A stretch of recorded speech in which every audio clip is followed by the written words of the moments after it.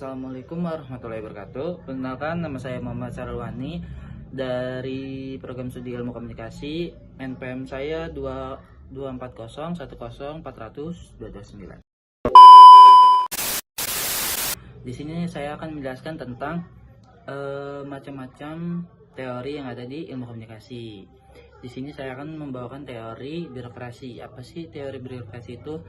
Teori birokrasi itu mengacu pada bagaimana komunikasi yang terjadi pada organisasi yang terstruktur, hierarki, dan formal, sebagaimana yang dicontohkan pada teori Max Weber.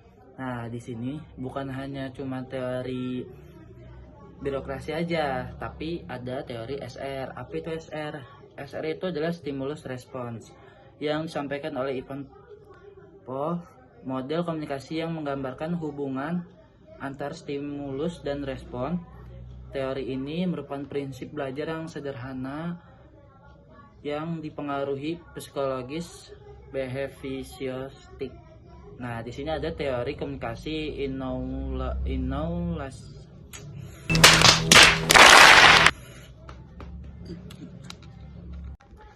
Di sini saya akan mengambil contoh satu, itu adalah teori birokrasi. Teori birokrasi adalah teori dalam komunikasi yang dimana birokrasi ini adalah salah satu teori yang sangat penting dalam ilmu sosiologi. Karena bagaimana organisasi dan pemerintahan yang harus dijalankan secara efektif, terstruktur, dan terorganisasi dengan baik. Birokrasi sendiri menurut Weber merupakan salah satu organisasi yang paling rasional dan efisien untuk mencapai tujuan yang telah ditetapkan. Di sini ada definisi birokrasi. Menurut Weber mendefinisikan birokrasi sebagai suatu sistem organisasi yang didasarkan pada prinsip rasional dan hierarki yang terstruktur dengan baik. Jadi di dalam birokrasi itu ada suatu keputusan atau ketentuan yang ditetapkan sudah memiliki prosedur dan aturan yang sudah berlaku. Setiap anggota memiliki peran dan tanggung jawab sesuai dengan posisi di hierarki. Jadi contohnya itu kayak ada ketua, sekretaris, bendahara, terus ada seksi bidangnya masing-masing, terus sama anggota terakhir. Lalu lanjut, birokrasi memiliki ciri-ciri yaitu pemisahan, pengambilan, dan pengelolaan.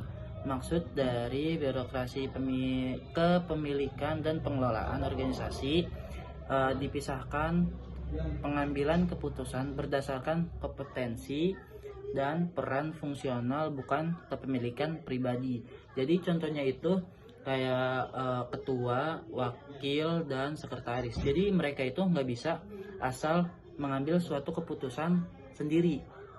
Jadi mereka harus berdiskusi dengan jajar-jajarannya seperti ketua, wakil, sekretaris, bendahara, dan termasuk sama anggotanya. Nah, di sini peran fungsional bukan kepemilikan pribadi. Jadi bukan apa sih tuh namanya? Bukan cuma pengambilan keputusan itu sepihak. Jadi kayak cuma bukan ketuanya aja, tapi semua. Jadi bermusyawarah gitu.